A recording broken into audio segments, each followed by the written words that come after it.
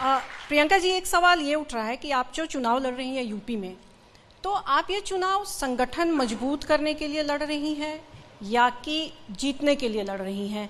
ये इसलिए इम्पॉर्टेंट है क्योंकि संगठन की मजबूती पे पिछले दिनों में आपने काफ़ी जोर दिया और ये कहा कि हमने एक संगठन खड़ा किया। तो क्या संगठन खड़ा करना मकसद था या चुनाव जीतना? देखिए, बगैर संगठन को मजबूत बनाए चुनाव तो जीत नहीं सकते।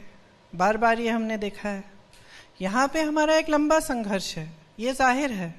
और जो बातें हम कर भी रहे हैं, जिस तरह से महिला की बात कर रहे हैं, नवयुवकों की बात कर रहे हैं, हो सकता है कि इन चीज़ों को समझने में लोगों को समय लगे।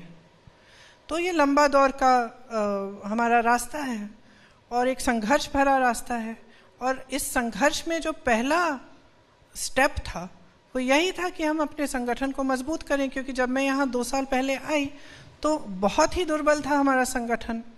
और आज हर न्याय पंचायत, ग्राम पंचायत तक हमने उसको मजबूत बनाया है।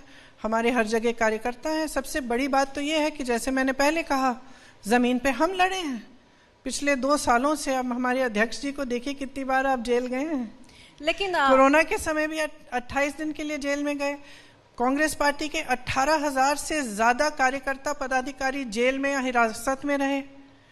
कौन सी दूसरी पार्टी दिख रही है आपको उत्तर प्रदेश में जिसने इतना संघर्ष किया है? और बगैर संगठन के ये संघर्ष नहीं हो सकता। तो हमारा मकसद, अगर आप पूछ रही हैं कि मेरा मकसद क्या है उत्तर प्रदेश में, मेरा मकसद है कि यहाँ की राजनीति बदले और इस प्रदेश का विकास हो। इस प्रदेश में इतनी काबिलियत है, इतना हुनर है, इतने मौके होने चाहिए, इतने नौजवान हैं जितने पूरे देश में नहीं हैं।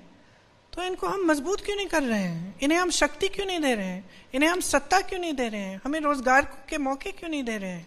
ये प्रदेश पूरे देश में सबसे नंबर 1 पे हो सकता है। हम देखते हैं कि अनएम्प्लॉयमेंट में सबसे ज़्यादा है, हम देखते हैं बेरोजगारी ऊंची है, यहाँ पे अत्याचार में सबसे आगे बढ़ रहे हैं। विकास में क्यों नहीं? संगठन मजबूत हो गया, आप कह रही हैं लंबी लड़ाई है, तो कितना लंबा? हो गया नहीं, हो रहा है। बहुत हो गया है, लेकिन बहुत लंबा रास्ता है और भी होगा। लंबा रास्ता है। ये चाहे विकास हो, चाहे संगठन की बात हो, ये कभी इसका अंत नहीं होता। आज जितना मजबूत है उससे दुगना भी हो सकता है, उससे 3 गुना भी हो सकता है।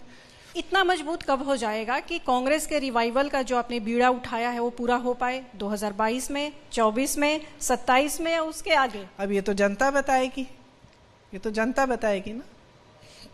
प्रियंका जी, आपने अभी कहा कि ज़मीन पे आप दिख रही थी, सारे मुद्दे आपने उठाए यूपी के, चाहे वो लखीमपुर का हो, हाथरस का हो, उन्नाव का, सारी चीज़ें।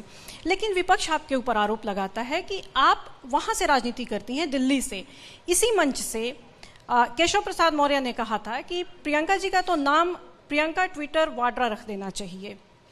एक प्रधानमंत्री थी इंग्लैंड की, मार्गरेट थैचर, उन्होंने कहा था कि जब राजनीतिक मुद्दों का जवाब नहीं होता तभी निजी हमला किया जाता है।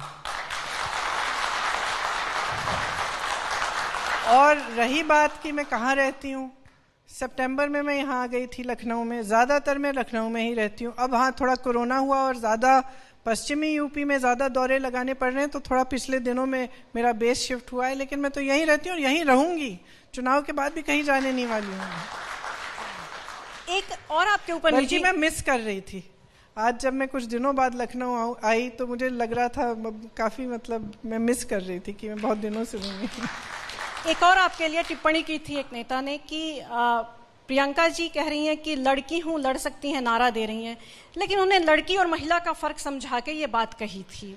कोई पुरुष नहीं समझा सकता ये फर्क।